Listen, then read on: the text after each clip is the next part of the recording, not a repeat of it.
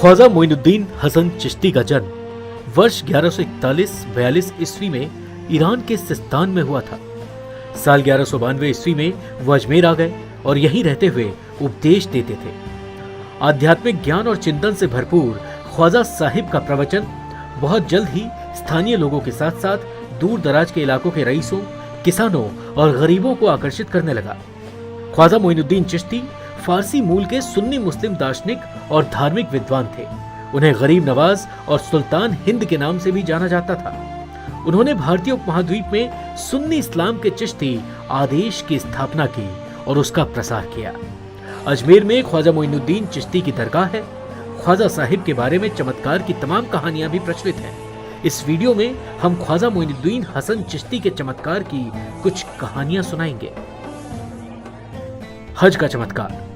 कहा जाता है कि जिन दिनों ख्वाजा मोइनुद्दीन चिश्ती अजमेर में निवास कर रहे थे, उन्हीं दिनों जो भी व्यक्ति हज करके वापस लौटता, वो ये दावा करता था कि उसने ख्वाजा साहिब को खुद अपनी आंखों से काबा के चारों ओर तवाफ करते देखा। तवाफ का मतलब होता है चारों ओर घूमना।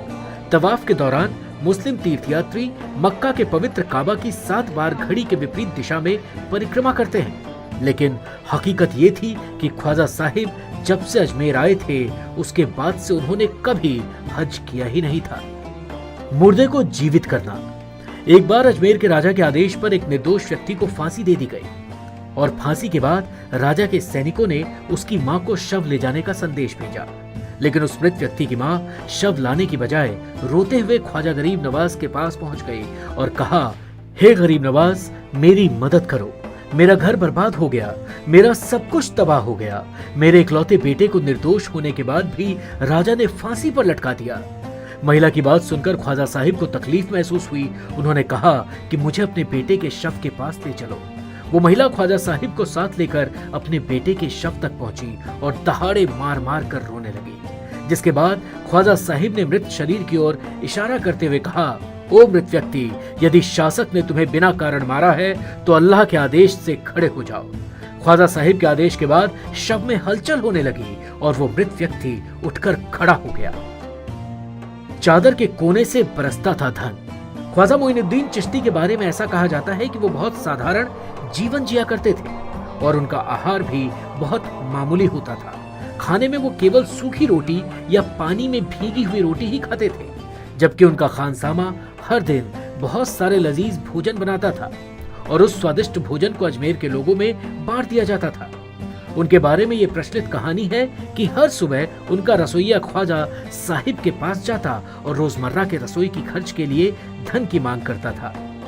तब ख्वाजा साहिब अपनी मसल्ला यानी प्रार्थना की चादर का एक कोना उठाकर रसोइये को कहते थे कि इसमें से सिर्फ आज के लिए जितने धन आवश्यक हो, सिर्फ उतना ही धन ले लो, उससे अधिक मत लेना। माशकिज़ा में समा गया सारे झील का पानी। एक बार राजा के सैनिकों ने ख्वाजा साहिब के शिष्यों को अनासागर झील से पानी लाने से मना कर दिया।